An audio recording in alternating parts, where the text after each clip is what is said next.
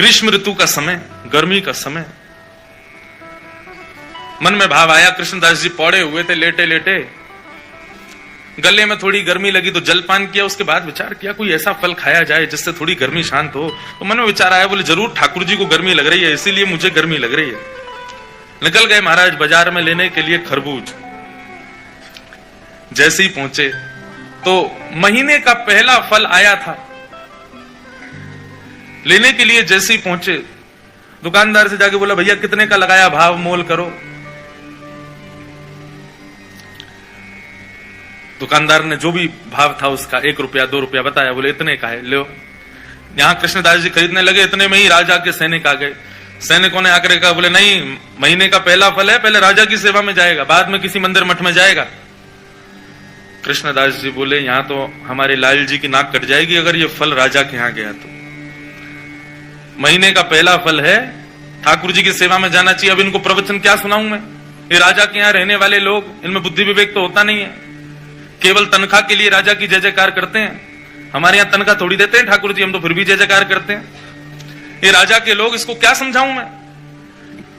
कृष्णदास जी उनको समझाते तो बात बिगड़ जाती। कृष्णदास जी ने बोला भैया देखो, पहले हम आए तो हमको देना चाहिए।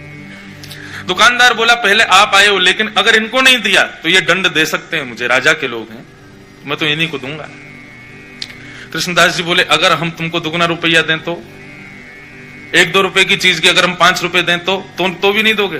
तो उसका मन थोड़ा लोभ में आ गया। उसने कहा भैया देखो, आप भले ही राजा के यहाँ से, लेकिन राजा सबका भला चाहता है ना, अगर इनकी वजह से मेरे घर की रोटी बढ़िया आ जाए तो फिर मैं इन्हीं को दे देता हूं, ये 4 रुपया दे रहे हैं।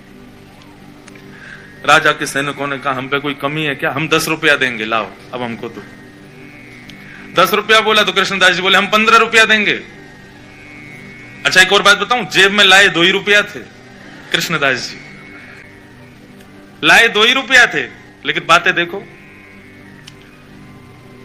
सैनिक बोले भाई राजा की नाक कटेगी, सुनाओ 20 रुपया देंगे, फल हमको दो। कृष्णदास जी बोले 25 देंगे, बिना विचार किए हमको दो। करते करते करते महाराज मोल पहुंच गया 90 रुपए पे। कृष्णदास जी सीधे बोले हम 100 रुपया देंगे, अब तो हमको देना ही पड़ेगा। फल वाला सोच रहा है ये जल्दी ले में, और मैं यहां से जाऊं, मेरी तो छुट्टी, अब तो 1 आध साल अगर दुकान नहीं भी लगाऊंगा तो चलेगा, 100 रुपया मिल रहे हैं, उस समय बहुत होते थे। जब 100 रुपए पर अंक पहुंच गया कृष्णदास जी का,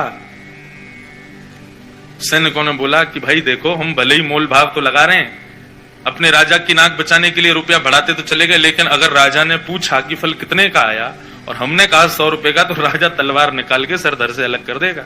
बोले राज संपत्ति को तुम कुछ सोच ही नहीं रहे हो कि 100 रुपए का फल लाए हो। अंत में राजा के सैनिकों ने हाथ खड़े किए, बोले इन्हीं को दे दो, हमको नहीं चाहिए। दुकानदार बोला लाओ 100 रुपया। कृष्णदास जी बोले देख भाई, तू मोल निकाल के, तू ये फल निकाल के रख दे, बस हम लेके आ रहे हैं, चाहे कैसे भी लाएं लेके आएंगे, लेकिन इसको रख दे। तुरंत गए, ना जाने क्या क्या वस्तुएं सब लगा करके बेच करके 100 रुपए का फल लेकर के गए। कृष्णदास जी दोपहर में फल ले आए, रसोई घर में लाके फल रख दिया।